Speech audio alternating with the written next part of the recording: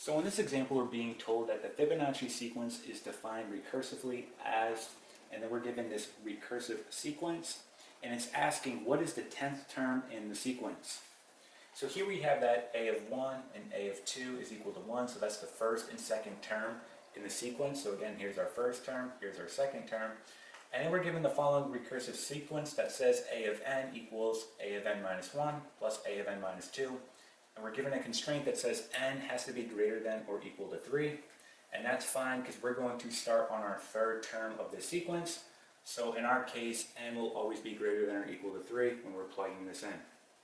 Okay, so let's talk about how we're going to do this. So if you've never done a recursive sequence, you're simply just going to start with the next term in the sequence, in this case the third term, and I'm just going to write it like this, a of 3. That's going to be the third term in the sequence.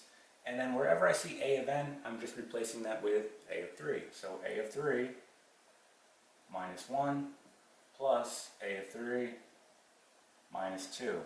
And we can just simplify this down. A of 3 minus 1, that's going to give us a of 2. And we know that that's going to be 1. So I plug 1 here. Plus a of 3 minus 2, well that's going to give me a of 1, which is 1. So I put 1. This is going to be equal to 2. So the third term in this sequence is going to be 2. Alright, let's do the same thing for a of 4. So a of 4, we're going to put here a of 4 minus 1 plus a of 4 minus 2.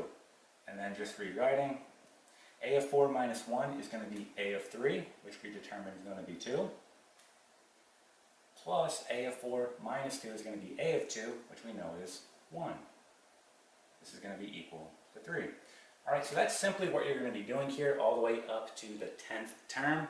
Now we don't have to actually go all the way up to the 10th term because there is actually a pattern here, and we'll talk about that.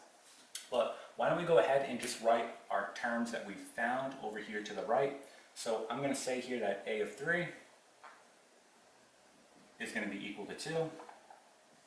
A of 4 is going to be equal to 3. Let's go ahead and do a of 5, our fifth term in the sequence. And we can kind of just do this out from here.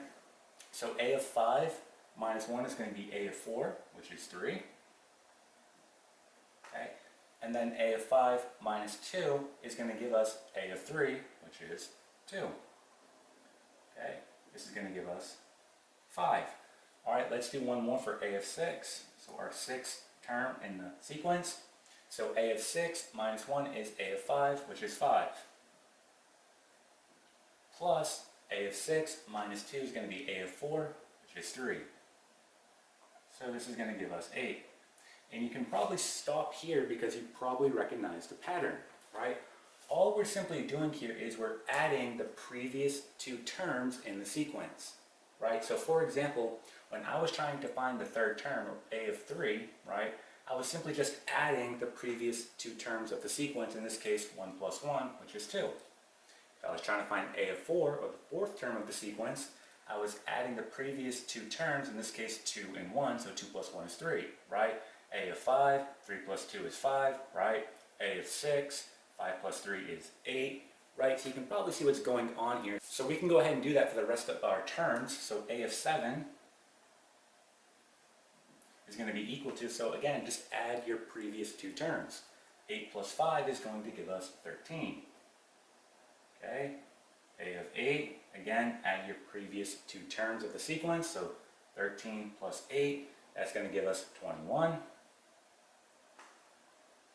Alright, a of 9, again, 21 plus 13, that's going to give us 34.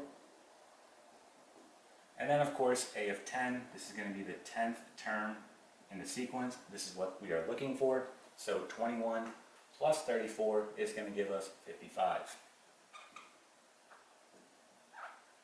Okay, so 55 is going to be the 10th term in this sequence.